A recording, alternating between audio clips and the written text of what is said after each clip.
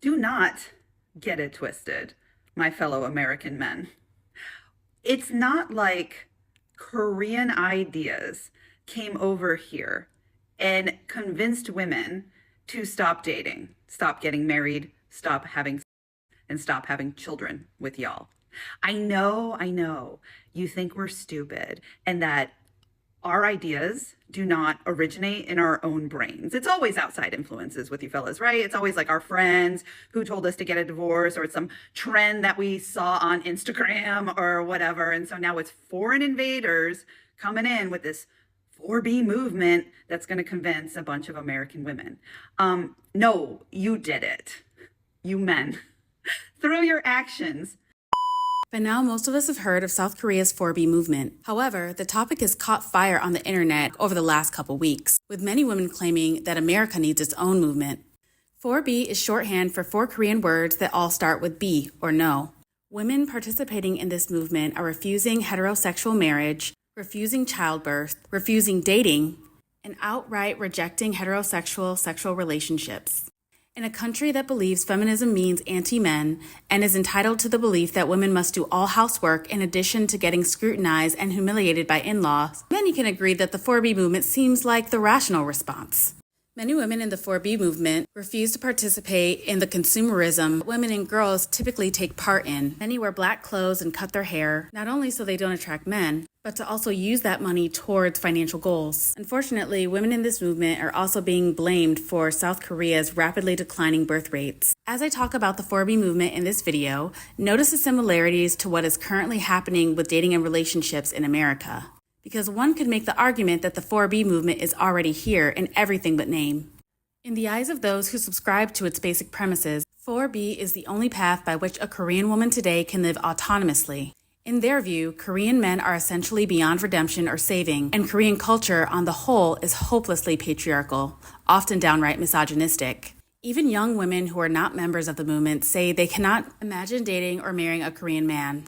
A recent survey by a matchmaking company found that women were reluctant to marry because of the division of housework, while men hesitated because of feminism. A 2016 survey by the Ministry of Gender Equality and Family found the incidence of intimate partner violence at 41.5%, significantly higher than the global average of 30%. While 4B's adherents may hope to change society through demonstrations and online activism, and by modeling an alternative lifestyle to other women, they are not trying to change the men whom they view as their oppressors. It's both an ideological stance and a lifestyle, and many women extend their boycott to nearly all men in their lives, including distancing themselves from male friends. In South Korea, where cases of femicide, revenge porn, and dating violence are widespread, a surge in spy cam sex crimes, overwhelmingly committed by men, mostly resulted in fines and suspended jail sentences, if they were prosecuted at all. However, for one 25-year-old woman who had taken a non-consensual photo of a nude male model at art school and posted it online, she was sentenced to 10 months in prison and court-ordered sexual violence counseling.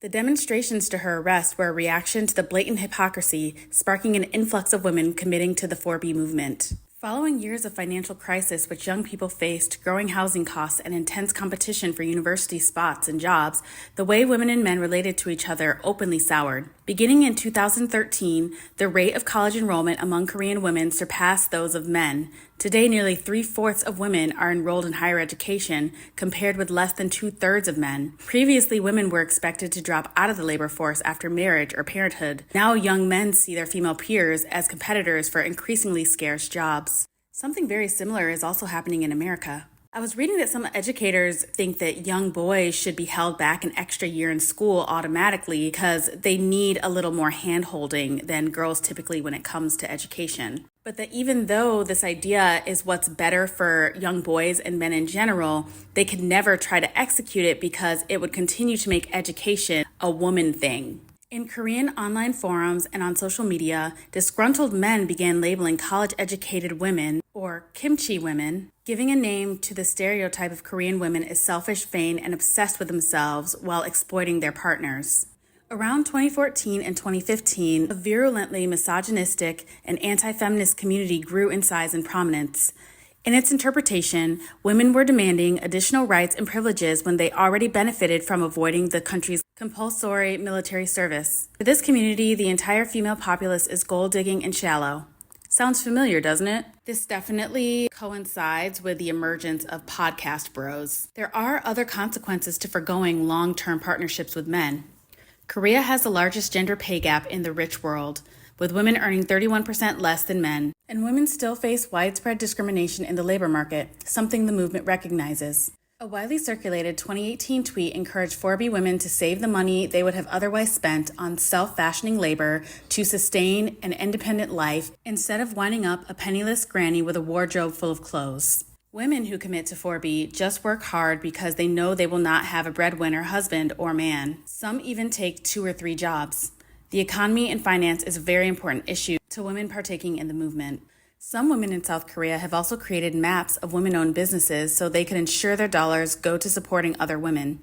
Other 4B groups host events with personal finance experts to help women learn how to save and invest. A subgroup of an online community called WITH, which stands for Women in the Hell being a nickname for Korea, specifically focused on economics. Members post job listings, advice on which banks are offering the best interest rates, and other financial tips. They believe that as women's collective economic power grows, so will their political power. Their interest in finance is both about the pressing matter of living an economically viable life today and the longer-term possibility that women practicing 4B at scale will eventually weaken the patriarchy. When women are more economically influential, then it's possible that the political parties will listen to women as important voters. But until then, women will still be utilized, both for labor and reproduction.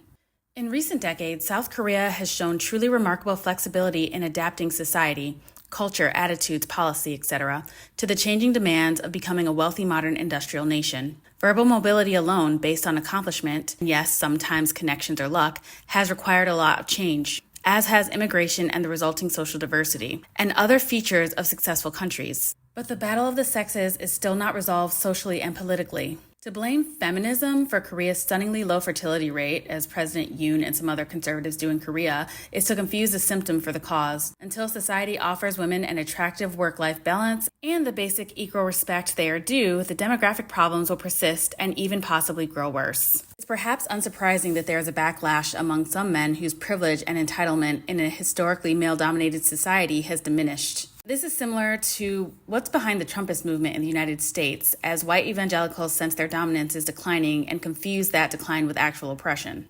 Politicians who, in a search for a block of votes, cater to these male grievances and ignore the needs for social reforms to address the very real changes facing women will only prolong a productive adjustment to the new realities created by the modern economy that are incompatible with strictly traditional roles for women and men. Before blaming feminism, these politicians and the broader Korean society ought to undertake an open-minded survey of how societies elsewhere in the world have managed modern pressures through social change, much as Korea has done so impressively with other dimensions of its demanding modern economic system. The most significant difference between what's going on now in Korea and in other wealthy democratic countries in this regard is that other countries got an earlier start in working out the changes needed.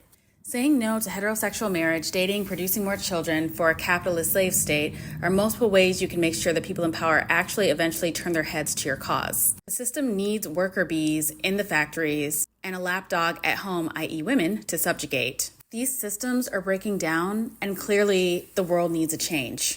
A 4B movement in America seems like it would really get the country's attention. As I was doing research for this video, I read a lot of Reddit comments. I came across one that I feel like shares just the general feeling of a lot of women when it comes to men, marriage, dating, and relationships. This user says, "I've honestly gotten to this point not because I think all men are hopeless, but because all of the men I've dealt with are. And I don't feel like having to keep going through dumbass after dumbass. I honestly think most men are fine.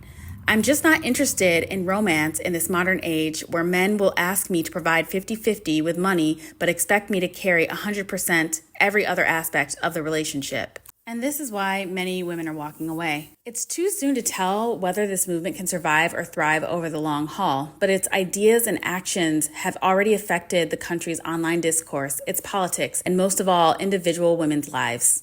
Thank you to everyone who is still here. It took me a while, but I think I've finally gotten into the groove of this new channel style. I have some exciting things coming up. My goal is to post a video every single day this week.